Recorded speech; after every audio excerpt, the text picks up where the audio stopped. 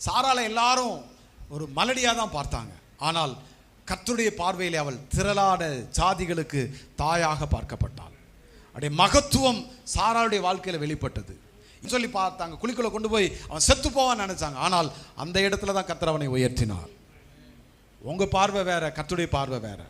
நீங்க நினைக்கிற மாதிரி இல்லை. அவர் ஒரு மனுஷனை உயர்த்தணும்னு நினைச்சிட்டார்னா அவருடைய மகத்துவத்தை யாரெல்லாம் அறிந்திருக்கிறார்களோ, அவருடைய வல்லமையை யாரெல்லாம் அறிந்திருக்கிறார்களோ அவருடைய நிலைமை அல்ல, அங்கே கர்த்தர் யார் என்பதை, தன்னுடைய மகத்துவம் என்ன என்பதை நிரூபிக்கக்கூடிய கிருபையை ஆண்டவர் கொடுப்பார். யாத்ராகமம் 15வது அதிகாரத்தில் 1வது வசனத்திலிருந்து 6 வசனங்களை வாசிக்கும் பொழுது இதை வாசிக்கிறோம். 1வது வசனத்தை வாசிங்க, 6வது வசனத்தை வாசிங்க. அப்பொழுது மோசேயும் இஸ்ரவேல் புத்திரரும் கர்த்தரை புகழ்ந்து பாடின பாட்டு, கர்த்தரை பாடுவேன், அவர் மகிமையாய் வெற்றி சிறந்தார்.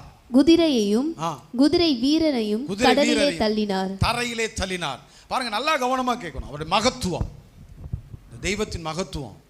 நிறைய பேர் அப்படி வாட்செல்லாம் பார்க்குற மாதிரி தெரியுது, ரொம்ப நேரம் ஆயிடுச்சுன்னு நினைக்கிறீங்க இல்லையா? அதெல்லாம் இல்லை.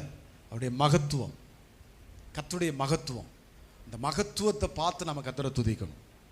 எத்தனை நம்மெல்லாம் அவருடைய பேரை சொல்றதுக்கு தகுதி இருக்கா நமக்கெல்லாம்? இப்போ எனக்கு திருவிருந்து, அதில் பங்கு பெறுறோம். நம்ம ரொம்ப சாதாரணமாக போய் திருவிருந்து எடுத்துகிட்டு போயிடுறோம்.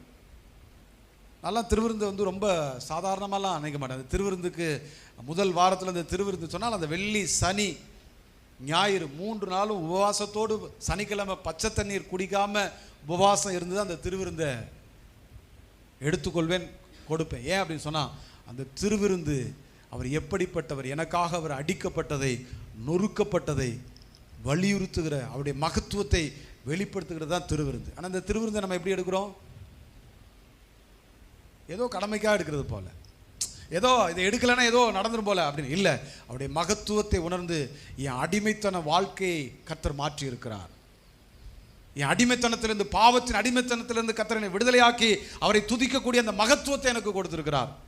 அத்தனை பெரிய தெய்வத்தை அப்பா பிதாவே என்று அழைக்கக்கூடிய புத்திர சுவிகாரத்தை எனக்கு கொடுத்திருக்கிறார். ராஜாக்களாக, ஆசாரியராக அவரை ஆராதிக்கக்கூடிய கிருபையை ஆண்டவர் எனக்கு கொடுத்திருக்கிறார் என்று சொல்லி கர்த்தரை ஆராதிக்கிற ஜனங்களுக்கு அவருடைய மகத்துவம், வல்லமை வெளிப்படும்.